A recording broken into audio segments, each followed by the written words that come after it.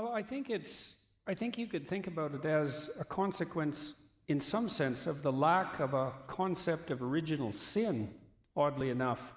I mean, people bear an existential burden, you know. It's an intrinsic part of life to, I suppose, to feel guilty in relationship to nature and to feel guilty in relationship to culture. No, it's difficult for us to live in harmony with the natural world, and for the natural world to live in harmony with us, by the way. And none of us are all we could be on the social. There. Like, when he does stuff like that, that ruins his credibility. He's doing like, this is what like first year psych majors do to make themselves seem like they're smarter than they are, or like this is what first year philosophy majors do to make themselves seem like they're smarter than they are. They'll say something and then they'll say it in reverse, which is so weird.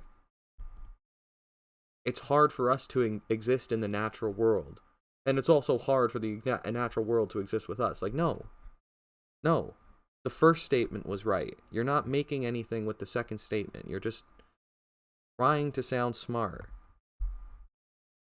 You're just trying to sound smart, and you're not. Well, I guess you are to some people.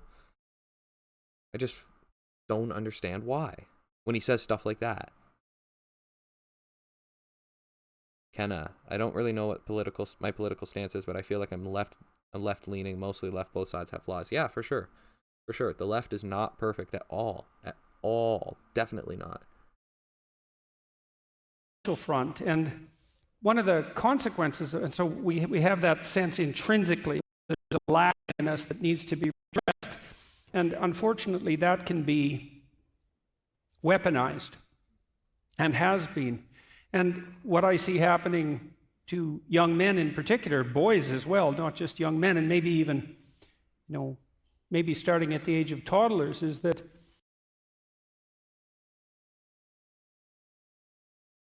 sorry, Twitch, I had my mic muted for a sec there.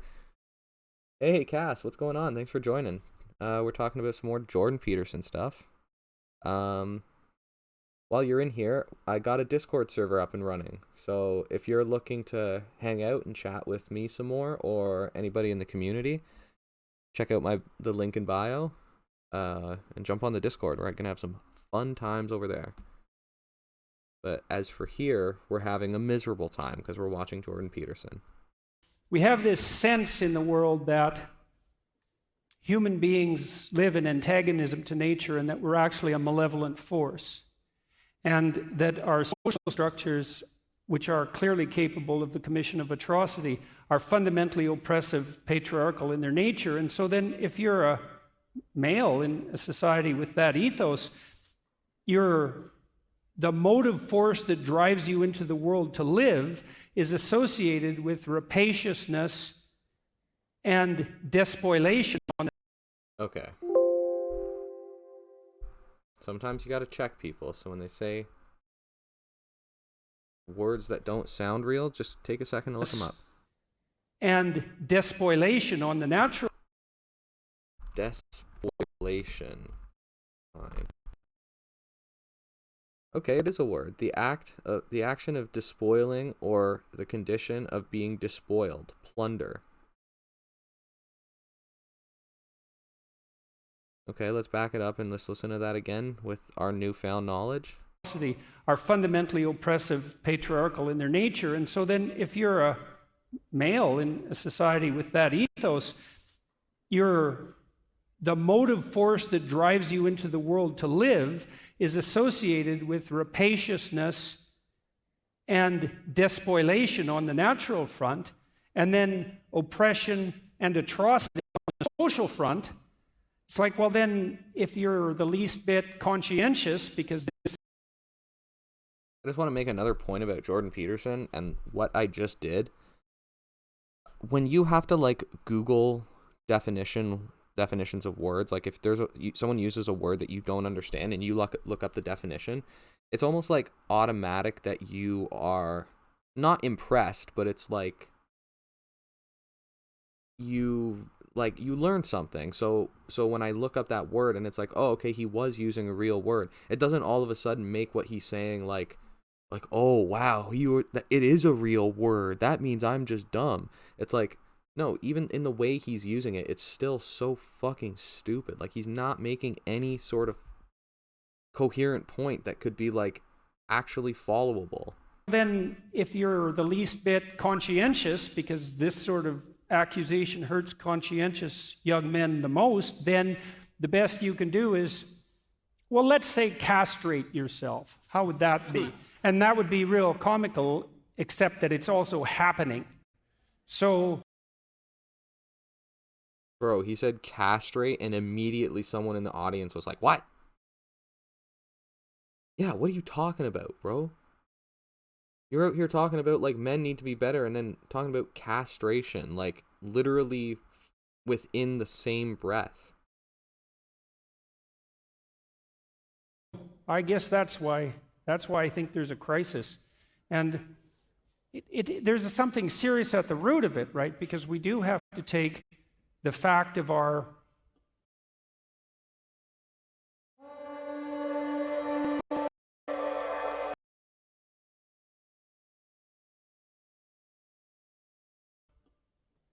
the potential damage we can do to the natural world and the social world. We have to take that seriously, but the proper consequence of taking that seriously is not to commit hara-kiri, let's say, in a fit of moral anxiety.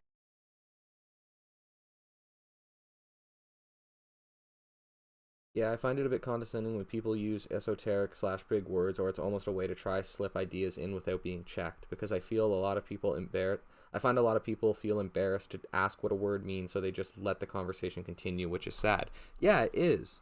Like, when he said that, and I was like, oh, he's trying to sound smart, he's dumb. Like, when I was proven wrong and that he was using a real word, like, I didn't feel shame. It's okay for you to learn things or, like, not know things. It's okay to ask for definitions or to, like, clarify for understanding. That's important. And, like, yeah, I understand, like, at the surface level, there's, like, a feeling of shame because it's like, oh, you didn't know something. But, like, get over that, because life is so much better when you're willing to, like, ask questions and be open and vulnerable. Because now I can make fun of Jordan Peterson using words that I do know, because he's still using them in a stupid way.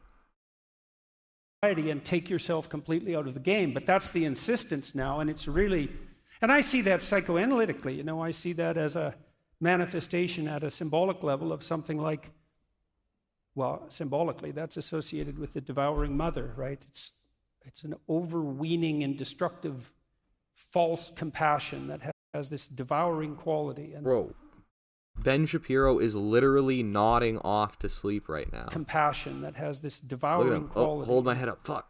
Yeah, and that's basically where I can't follow him. I'm falling asleep. So, yeah, you see, listen to the crowd. They start laughing and they're like clapping. It's like, why are they clapping? Thank God he's done fucking talking. Bye, Kenna. Thanks for joining. Appreciate it. I'll see you on the Discord. Like, yeah, the audience is clapping because it's like, yeah, he's done. He's fucking done. Now we can listen to Ben roast some trans people. At least he talks fast and he's young and energetic. Jordan C. Peterson out here literally going on like nonsensical rants. you know, it's one of the things that's striking about the sort of hatred that you've gotten from so many is that you've literally been asked why you're even bothering to speak to men. I mean, there is this crisis of masculinity, right? There is this idea that every form of masculinity is toxic, and you've spent your life trying to talk to men and say, no, you can channel that masculinity in not only a good way, but a necessary and productive and useful way. And people have gotten angry at you for this. Where do you think that's coming from? Why? That's obviously a good thing that you're doing. Why are so many people upset with you for that? Well, the thing is, I never really set out to talk to men specifically, but I did set out, at least in part, to make a case for the utility of both the feminine and the masculine spirit, and it turned out that making the case for the masculine spirit was something that was more demanded by the culture, let's say. The anger, that's a complicated issue. We touched on some of it in relationship to the despoiling of nature and the idea of the oppressive and atrocity committing patriarchy. But then there's another issue too, which I think is germane. Because of family fragmentation, there's a very large number of women who have, just like there's a very large number of men who have never had a real word of encouragement in their whole life. It's a really sad thing to see. It's a really, really sad thing to see that deeply and to have seen that reflected in so many thousands of people. But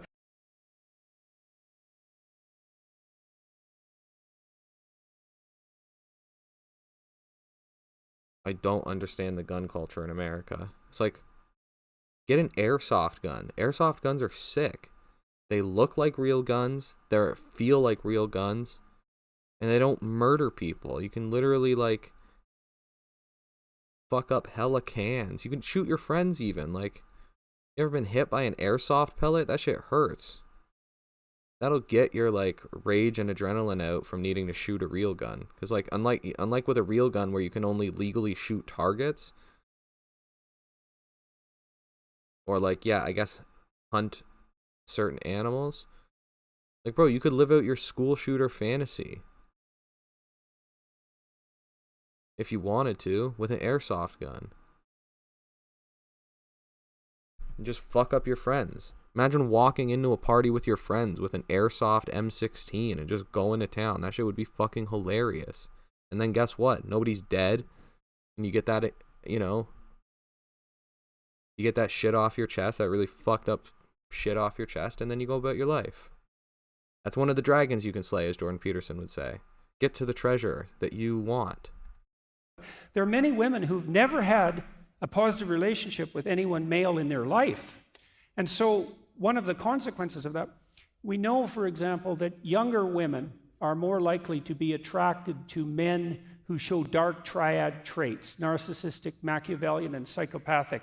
And people who have those traits are characterized by the mimicry of competence.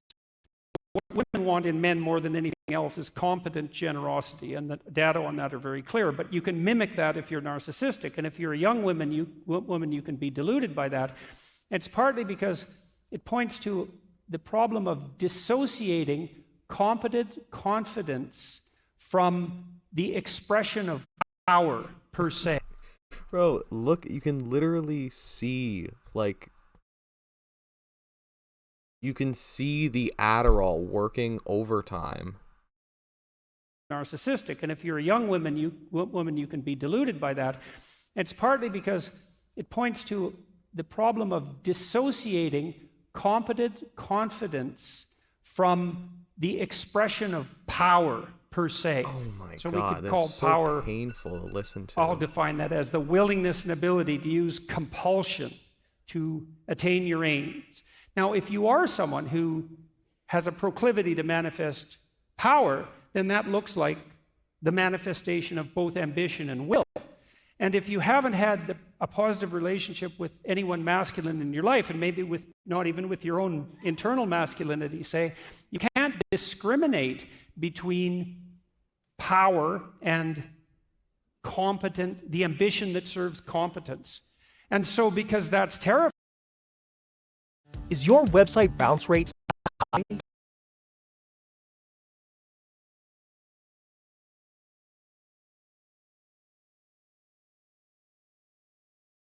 Relationships with men, their capability to use power becomes such a threat that it has to be opposed at all costs, even if it manifests itself within the developmental pathway of your own son. And so some of that's familial breakdown, and then you have a multi-generation. You can see on Ben Shapiro's face how tired he is. He's trying so hard to follow along. Pattern of that, and that makes it even worse. And so that's definitely part of it. You know, there's an ideological drum that's being beaten constantly, both on the sociological constructivist front, right? That's the oppressive patriarchy, and then on the environmental front. And then you add to that the fact that, well, on the leftists, especially the radical types, their whole damn doctrine It's the most pathological doctrine you could invent if you set out to invent a pathological doctrine. And I mean that. Bro, literally the audience is laughing at him. They're just straight up laughing at him because they're like, this is insane. How is he still talking and thinking he's making sense? Not making a joke. I really mean that in the deepest... And he's out here like, oh, people are laughing because they think I'm making a joke. It's like, no, they don't think you're making a joke. You won't shut the fuck up. They're in disbelief that you still can't get to the point you're trying to make. Possible sense. The notion that the fundamental human motivation is the willingness and ability to use compulsion, power. Power. It's all about power. And every time I hear that now from someone, I think, that is not a sociological observation. That is a confession on your part. And it's also just complete bloody nonsense. I mean, you all know this. You have friends because they're compelled to be your friends? Like, that's definitely not how you have friends. You might have bully henchmen that way, but you don't have friends. Power is an extraordinarily unstable basis to establish a marriage on. Plus, it just doesn't work because it turns out that women who are so annoying are very difficult to oppress, you know. So you can try to establish a marriage on. Plus, it just doesn't work because it turns out that women who are so annoying are very difficult to oppress, you know. So you can try, but... Unbelievable. Women are so annoying and the crowd goes mild. And I love that they switch to the camera view, the one shot they have of a woman sitting in front of a camera. Like, immediately. Like, again, the producers are just taking the piss out of this. It's like... They have like a misogyny button ready. They just switch to the nearest woman on camera as soon as he makes a misogynistic joke to see, oh look, she's laughing. It's not that bad. He's literally rolling his eyes on stage because women, they're so annoying.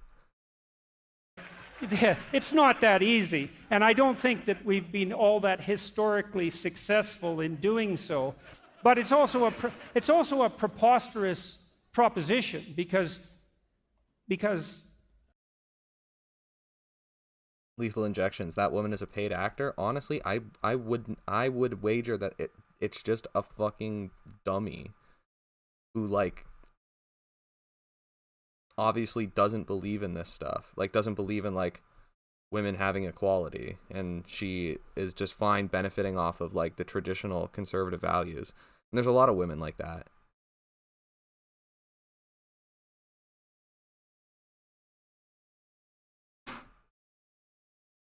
the expression of power within an intimate relationship does not produce intimacy or a probably relationship. Stock the best footage. it can produce is like a combination of tyranny and slavery, and that does not characterize the institution of marriage per se. So there is this insistence among the radicals that power is the fundamental motivation, and then you think too, okay, you're only motivated by power. That means that we can only get along if our interests align, because if you're... Can somebody, like, write a script of what he's saying? Opinion on dino nuggies? I mean, if they're nuggies, they're good. Can someone write a script of what he's saying? Like, let's listen to the sentence he's saying now, and let's go back 5 minutes and see if they're even in the same universe of ideas. Motivated by power, and I'm motivated by power, and our interests don't align, and there's nothing else but power, then the only option I have is to turn you into an enemy and try to destroy you, because we can't engage in dialogue. That's dialogos. And the reason we can't engage in dialogue is because there's no logos. There's just power. So there's no such... This is what... Again, what did him saying, we can't have dialogue, this is dialogos, what does that have to do with anything? Like, what did that contribute at all to what he was saying, other than to just try and sound smart?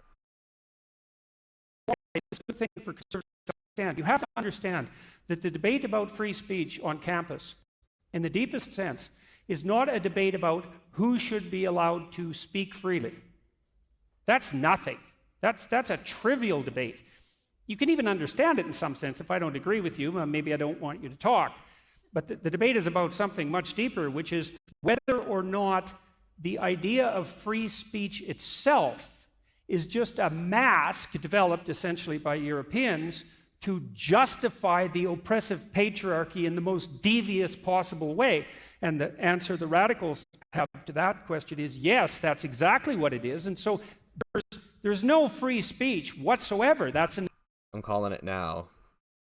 The end of this video is going to have like the most thunderous applause you've ever heard, because they're going to be finally free of Jordan Peterson's fucking ramblings. An illusion that's promulgated by people who are only trying to justify their claim to power. That's what the bloody argument is about. And I just think all of that, it's wrong in every way. It's wrong theologically, it's wrong psychologically, it's wrong scientifically. Even chimpanzees who have a patriarchal social structure, these are those. There was someone in here yesterday making fun of me because I was making comparisons to like chimpanzees and animals and like how they have social structures. I'm so glad that Jordan Peterson himself is now using that same analogy. So I hope that person that was like making fun of me and being like, look at this guy comparing humans to chimps, I hope he comes back to see this. If they are based on power, on compulsion, they're unstable. And the alpha chimps who use power are very likely to meet an extraordinarily brutal and premature end. So Frans de Waal, the Dutch primatologist, has detailed out this wonderfully. He's shown that even among our closest biological relatives, it's the ability to make peace and to engage in reciprocal interactions that constitutes the basis for a stable polity, even among chimps. And it's obviously the case that that's the proper basis for social relations, especially among free people. And I've been trying to puzzle out, especially in my lecture tour recently, what the antithesis to power is, or to the will to power, let's say, in terms of arbitrary compulsion. And it's something like the spirit of free and voluntary play. And that's a wonderful thing to know. It's so optimistic. You guys were talking about optimism earlier, you know. So imagine this, is that if you structure your relations optimally, and I mean optimally, with yourself, with your intimate partner, with your family, with your community, the highest level of attainment of that structuring is the manifestation of the spirit of voluntary play. And that's so lovely because there's nothing better than playing, fundamentally. And, you know, human beings and other mammals as well also have a biological circuit that mediates play. That was discovered by a man named Jaak Panksepp, and he showed that play is unbelievably important to the development of children for a variety of complicated reasons, partly because they're practicing to be competent adults. Okay, so first he says like, there's nothing better than play or whatever, and it's like, you're obviously referring to like adults engaging in like fun activities that like make them happy, and then you pivot to talking about how playing is good for children. Structuring is the manifestation of the spirit of voluntary play. And that's so lovely because there's nothing better than playing, fundamentally. And, you know, human beings and other mammals as well also have a biological circuit that mediates play. That was discovered by a man named Jaak Panksepp, and he showed that play is unbelievably important to the development of children for a variety of complicated reasons, partly because they're practicing to be competent adults, but also that it can be suppressed by almost any other emotion or motivation. So your kids can't really play if they're hungry or tired or wet or upset.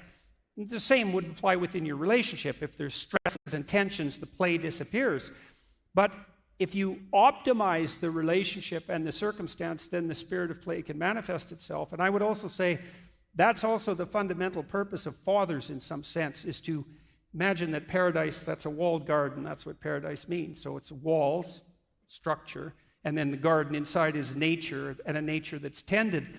The masculine role in child rearing is something like the erection of the walls so that play can manifest itself within the walls. And that's a real good combination of security, because that's what the walls are for, but then the kind of freedom that allows for untrammeled development to occur in the most positive possible sense. And so I would say that those of us who are standing against the radicals who insist that the only human motivation is power can oppose that in part by putting forward the observation that the proper antithesis to that is the spirit of voluntary play. And that's what I hope we're going to do with the Daily Wire.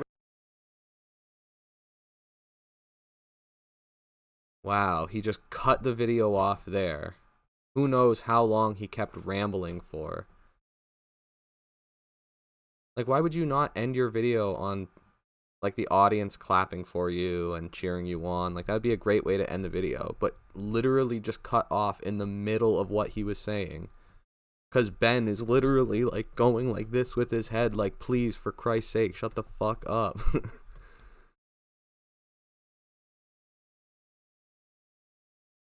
Okay. Well, I just wanted to jump on and do a short stream because I got the Discord set up, so I wanted to say if anyone wants to join that,